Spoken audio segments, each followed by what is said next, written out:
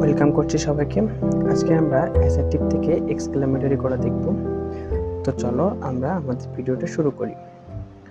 1 নম্বর রুলসে বলা আছে, যদি সেন্টেন্সে ভেরি অথবা গ্রেট অথবা যদি অবজেক্টে অ্যাডজেক্টিভ থাকে তাহলে how plus object plus subject plus verb এবং শেষে একটা এক্সক্লেমেশন চিহ্ন হবে।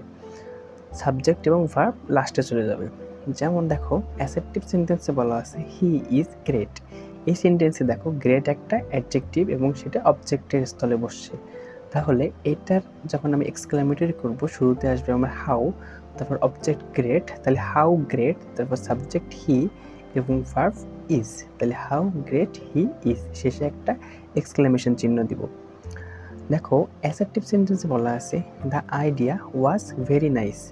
এখানে দেখো এই সেন্টেন্সে ভেরি আছে, তাহলে ভেরি থাকলে আমি শুরুতে নিয়ে আসবো হাউ, তাহলে হাউ, দেন অবজেক্ট এখানে নাইস, তাহলে হাউ নাইস, সাবজেক্ট হলো দ্য আইডিয়া, তাহলে হাউ নাইস দ্য আইডিয়া এবং ভার্ব হলো ওয়াজ, তাহলে হাউ নাইস দ্য আইডিয়া ওয়াজ, শেষে একটা এক্সক্লেমেশন চিহ্ন দিব।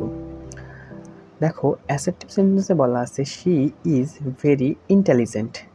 এই সেন্টেন্সেও ভেরি আছে, তাহলে শুরুতে আমি হাউ নিয়ে আসবো, হাউ, তারপর object intelligent, how intelligent, subject আমার শি এবং ভার্ব আমার ইজ, তাহলে হাউ ইন্টেলিজেন্ট শি ইজ, শেষে একটা এক্সক্লেমেশন চিহ্ন। এখানে তোমাদের একটা কথা বলে রাখি, এই যে গ্রেট, নাইস, ইন্টেলিজেন্ট এইগুলোকে আমি অবজেক্ট হিসেবে বলছি, যদিও এগুলো আসলে অবজেক্ট না, এগুলোকে বলা হয় সাবজেক্ট কমপ্লিমেন্ট, কারণ এগুলো আমার সাবজেক্টের গুণ প্রকাশ করছে। হি ইজ গ্রেট, সে একজন মহান, তাহলে এগুলো আমার সাবজেক্টের গুণ প্রকাশ করছে বলে এগুলোকে সাবজেক্ট কমপ্লিমেন্ট বলা হয়, কিন্তু আমরা বোঝার সুবিধার জন্য এগুলোকে অবজেক্ট হিসেবে ইন্ডিকেট করছি। আশা করি বুঝতে পারছো। 2 নম্বর রুলসে যাবো এবার। 2 নম্বর রুলসে বলা আছে সেন্টেন্সে যদি এ ভেরি, এ গ্রেট অথবা এ অথবা অ্যান অথবা যদি অ্যাডজেক্টিভ প্লাস নাউন থাকে তাহলে হট এ অথবা what an plus a very, a great, a অথবা অ্যান এর পরের অংশ প্লাস সাবজেক্ট প্লাস ভার্ব এবং শেষে একটা এক্সক্লেমেশন চিহ্ন। যদি আমার ভাওয়েল হয় তাহলে হট অ্যান ইউজ করব, আর যদি কনসোনেন্ট হয় তাহলে হট এ ইউজ করব। দেখো, উদাহরণ দিয়ে একটু পরিষ্কার হওয়া যাক। অ্যাসার্টিভ সেন্টেন্সে বলা আছে it is an excellent idea. দেখো, এই সেন্টেন্স অ্যান আছে, আবার দেখো অ্যাডজেক্টিভ প্লাস নাউনও আছে। এক্সিলেন্ট একটা অ্যাডজেক্টিভ এবং আইডিয়া একটা নাউন, তাহলে আমি শুরুতে হট এ অথবা হট অ্যান ইউজ করব।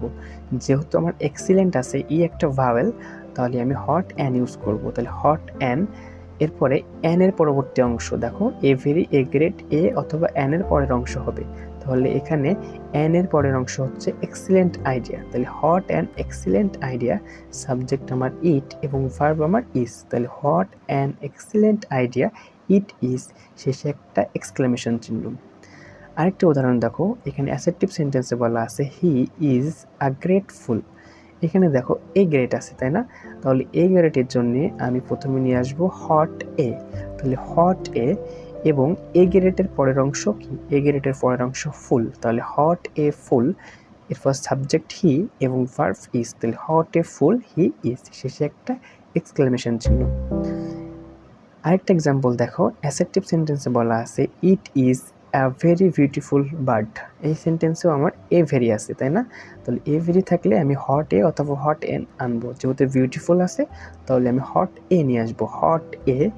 তারপরে এ ভেরির পরবর্তী অংশ, এ ভেরির পরবর্তী অংশ হচ্ছে বিউটিফুল বার্ড, তাহলে what a beautiful bird, subject it এবং ভার্ব ইজ, তাহলে what a beautiful bird it is, শেষে একটা এক্সক্লেমেশন চিহ্ন দিব। দেখো, এবার চলে যাব আমার 3 নাম্বার রুলসে।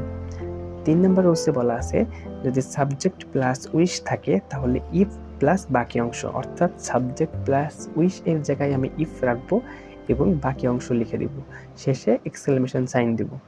যেমন দেখো, I wish I were a child again, I wish I were a child again.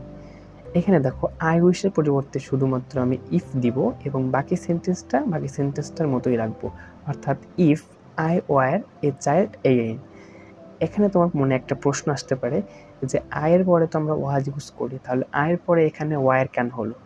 যদি তোমার অসম্ভব কল্পনা বোঝায়, যে কল্পনা যেটা হওয়া সম্ভব না, যেটা বাস্তবিকভাবে হওয়া সম্ভব না, তাহলে সেই ক্ষেত্রে আমরা সাবজেক্টের পরে ওয়ার ইউজ করি। সেজন্য আয়ের পরে অঝর কথা থাকলেও এখানে ওয়ার হবে। কেন? কারণ আই উইশ, আমার ইচ্ছা আমি যদি আবার শিশুকালে ফিরে যেতে পারতাম, যেটা কখনো বাস্তবিকভাবে সম্ভব না, সেই জন্য এখানে আয়ের পরে ওয়ার ইউজ করা হয়েছে। তাহলে I wish I were a child again হয়ে যাবে if I were a child again. আরেকটা উদাহরণ দেখো, এখানে বলা আছে I wish I were a bird, আমি যদি পাখি হতে পারতাম, তাই না?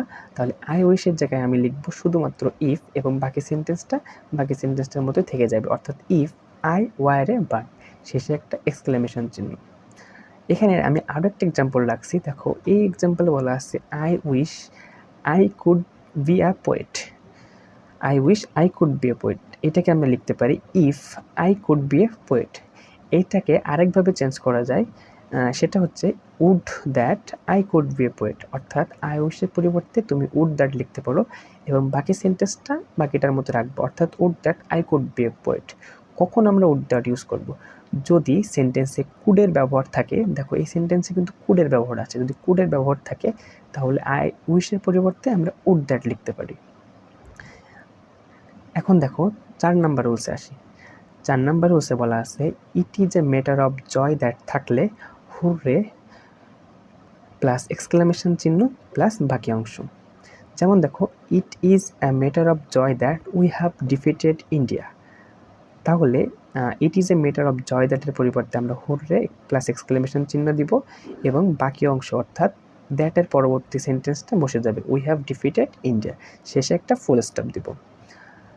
আরেকটা এক্সাম্পল দেখো it is a matter of joy that I have made a brilliant result, তাহলে এখানে লিখব it is a matter of joy দ্যাটের পরিবর্তে লিখব হুররে এক্সক্লেমেশন চিহ্ন, তারপর পরবর্তী সেন্টেন্সটা I have made brilliant result, শেষে একটা ফুল স্টপ দিয়ে দেবো।